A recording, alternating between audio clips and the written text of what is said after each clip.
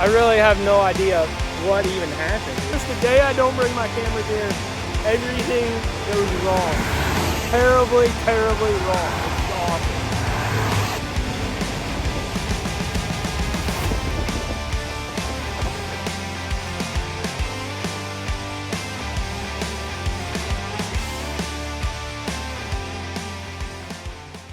I was not planning on filming today, so I did not bring any of my camera gear. And of course, the day I don't bring my camera gear, everything goes wrong. Terribly, terribly wrong. This is awful. We're on the side of the highway here, currently broke down. There's a big hill back there we got to climb. I come up the top of the hill. Everything was running good. Truck was running hot. We were not like hot temperature wise, like it was running good. Real nice. Climbed the hill real nice, got to the top of the hill. Went to hop back over into slow lane because I was working on passing some people, you know, and hop back over into slow lane and kaboom! Kind of sounded like that. That's just a short demonstration of it. A little bit quieter than how it actually went too. But first glance from the driver's seat, I'm like, okay, I got a transmission of 13 neutrals. 13 neutrals is what I had. Climbed out of the semi here to inspect on the side of the highway. And we're missing a drive shaft. Blew some air lines off. I was losing air pressure quite rapidly. I really have no idea what even happened. It wasn't like I was like taking off on a hill or just shifting gears right then and there. I don't know. My foot was on the fuel pedal and it was staying on the fuel pedal.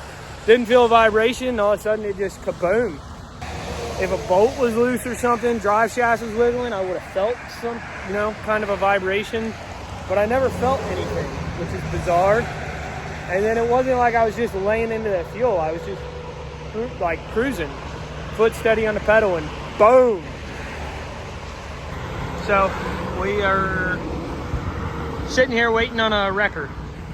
Trailer is loaded. Well, put out some warning cones, so hopefully that helps me not get rear-ended here. Waiting on a wrecker. Cars are not slowing down much either. Zooming past.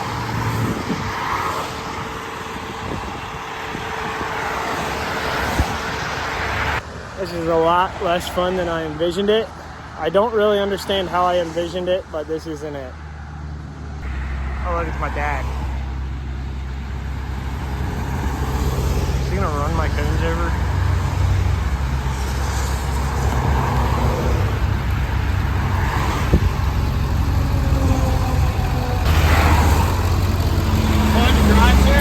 No, he's back there somewhere. I thought I had 13 neutrals there for a second.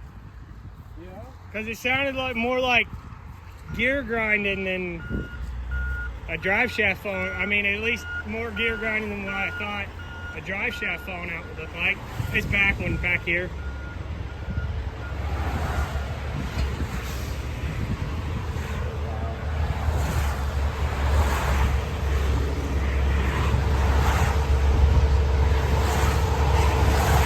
I don't understand it either, because it was like after I topped the hill too. It wasn't even like when I was in the hard pull. Like I was just cruising then. Tow truck has arrived, backing the brakes off, and then we'll be hooking to it here. Taking the other drive shaft off so we can tow it. Hook to the front of it. You guys were bored, right? Didn't have anything better to do, right? That's it. Hey, are your trailer brakes holding us, Kendall? Yeah. Okay. Well, they're not after me. Not after you. Yeah, 2 of them. LG catching. We're talking like we might have to cut the heads of the bolts off up there because on the front drive shaft. So we're gonna pick it up from the front axle. These two are still gonna be on the ground because the trailer is loaded We don't have another truck here to hook to the trailer. So these are going to be on the ground. You either need to pull the axles out of them or just pull the drive shaft off of the pumpkin or whatever you want to call it down there.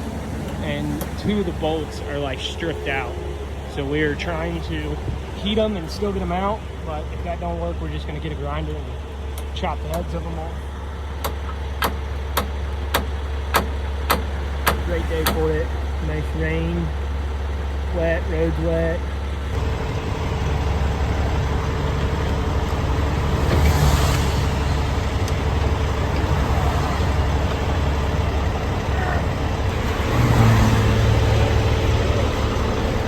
Drive shafts up and out. Brakes are back off on the truck. They're set on the trailer. That's what's holding us from rolling right now. But I think we're ready to move the service truck there. And hook to the front axle here.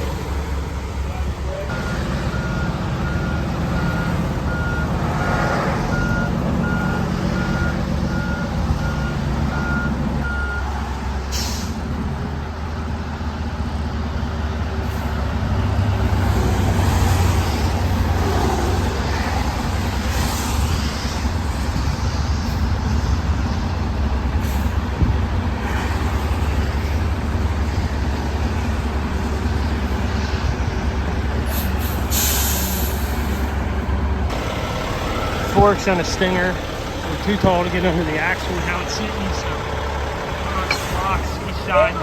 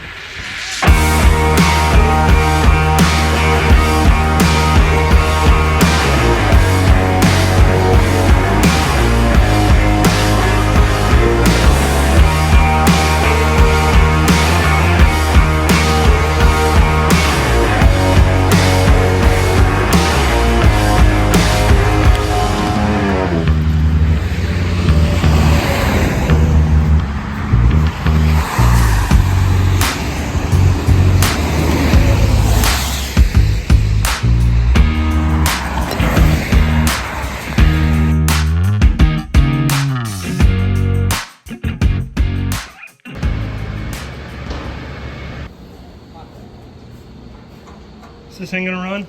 Probably not. Probably not. What'd you do? Just a head gasket? Head gasket. Head gasket, had the head done, injectors done. So 50-50 up in the air. Say about 25, 75. 25-75? I like them odds. I would take them any day of the week.